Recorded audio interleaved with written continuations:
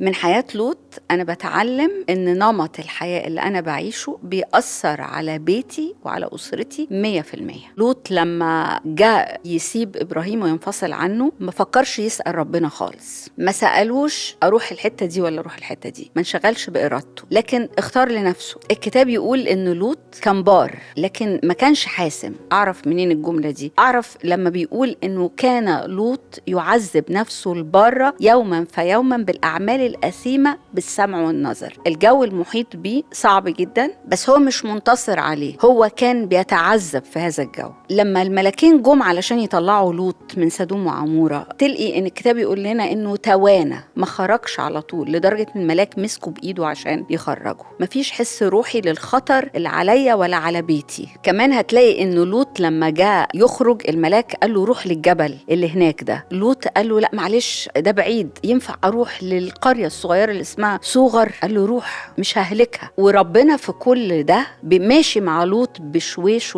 وبهدوء وبيحاول يساعده، رغم ان ابراهيم كان موجود في نفس التوقيت وكان نموذج قوي جدا روحيا وعايش بطريقة تانية، الا ان لوط ما فكرش يتعلم من ابراهيم. واحنا كتير ربنا بيحط في حياتنا ناس بتمثل حياة جادة روحية واحنا ما بنبصلهاش. بولس الرسول بيقول بوضوح شديد انه في نمطين من المؤمنين: مؤمن روحي ده خاضع لمشيئة الله وعنده حس روحي وماشي مع الرب طول الوقت، ومؤمن جسدي ده بيعيش بحسب الطبيعة بتاعته القديمة. النتائج بتاعت حياة لوط المتراخية اللي مشغولة برغباته اللي مش في تواصل مع الرب حقيقي، نتائجها كانت صعبة جدا. لوط فقد أبناء وبنات ليه، لأن الملاك لما جاله قال له خرج أبنائك وبناتك اللي ليك وأصهارك وروح قول لهم يلا عشان يخرجوا بره المدينة. ما تجاوبوش. وهو ماشي في الطريق وخارج مع زوجته والبنتين فقد زوجته، وده معناها انه ما كانش له تأثير روحي على زوجته وما كانش ليه تأثير روحي على أولاده وبناته اللي فقدهم. مش مدركين يعني إن الرب بيتكلم ويعني إيه في خطر. ولما هرب للجبل الكتاب يقول لنا إن هرب معاه بنتين، البنتين أسكراه وأنجب منه عمون ومؤاب اللي لاحقا أصبحوا شعبين من أعداء الله. فالنتيجة صعبة جدا لنمط حياة لوط وتأثيره على أسرته. هو كان صعب جدا وهو أكتر واحد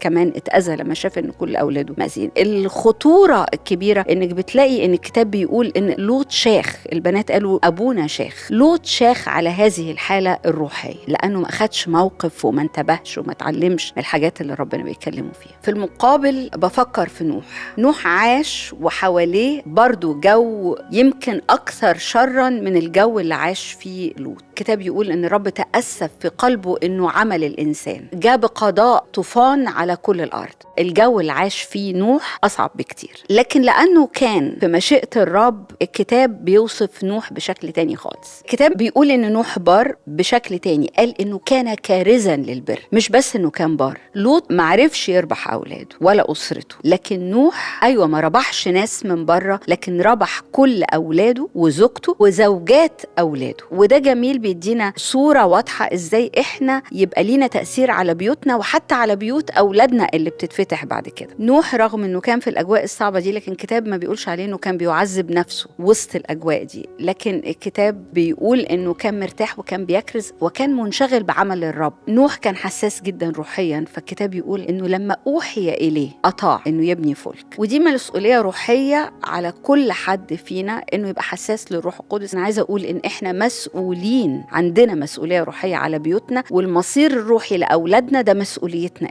إحنا علينا إن إحنا ننتبه لأن الحصاد يا إما مر يا إما مفرح. إحنا علينا دور وسط أسرنا. رحاب قدرت تنقذ كل بيتها وعشيرتها اللي احتموا معاها في بيتها من القضاء اللي جاي على أريحة. عايزة أقول لو أي حد عايش لغاية دلوقتي زي لوط، في فرصة إنك تقدر تنقل حياتك وتاخدها بجدية وما فاتش الوقت إنك تبقى مؤثر على بيتك. الرب أكرم نوح بإنه سجله في إصحاح الإيمان عشان نتعلم منه، رغم إن نوح ما ربحش غير 7 وهو الثامن اللي دخلوا الفلك، لكن نال تقدير غير عادي بسبب الحياة اللي عاشها وبسبب طاعة الرب. محتاجين نعيش حياة أمينة للرب، والرب هيبقى أمين علينا وعلى بيوتنا.